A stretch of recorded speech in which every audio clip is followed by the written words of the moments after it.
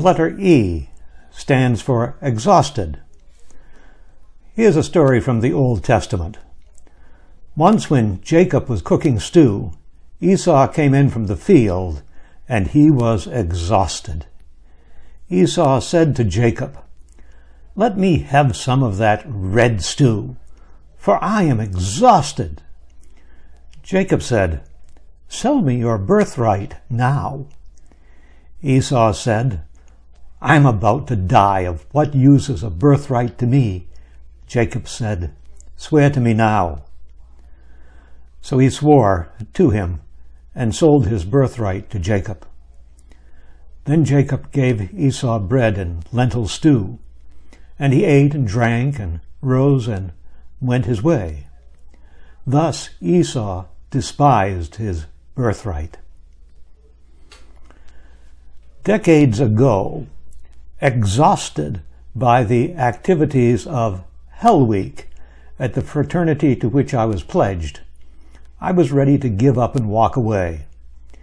A couple of brothers, noticing my distress, pulled me aside. I fully expected I was going to be subjected to some new form of harassment. But one of them said, "We want you to have a few moments to calm down." No one spoke to me for a few moments. For me, it was a relief just to be sitting quietly. Then one of the brothers spoke.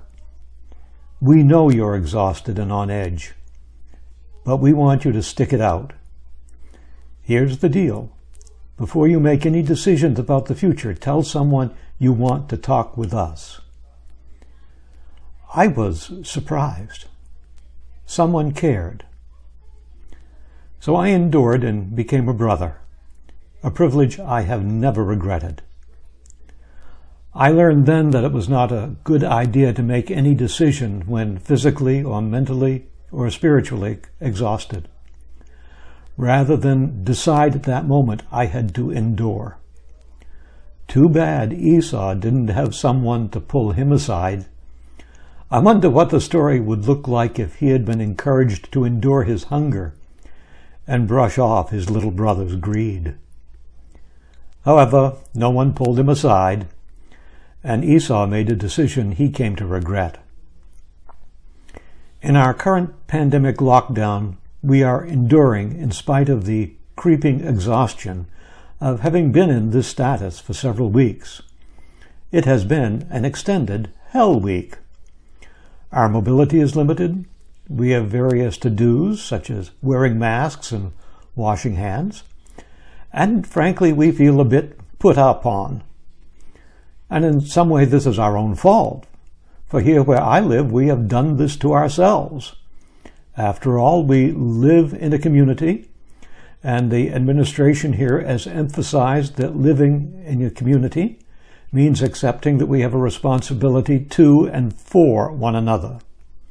Thus, we agreed to stay on campus for the duration of the pandemic period, leaving rarely and only for truly necessary items.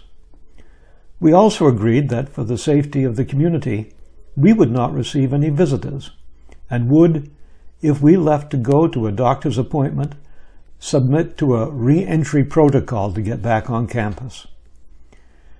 We recognize this, but still, implementing the various agreements is exhausting.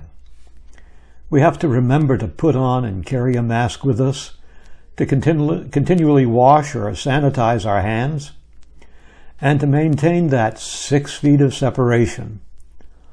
All of this takes some focus and energy, as it is a new way of doing things, a change, and no one likes to change. Mix in with this our worries, concerns about our families and friends, our next meal, our next round of bills, and we begin to understand why we are on edge. We are exhausted.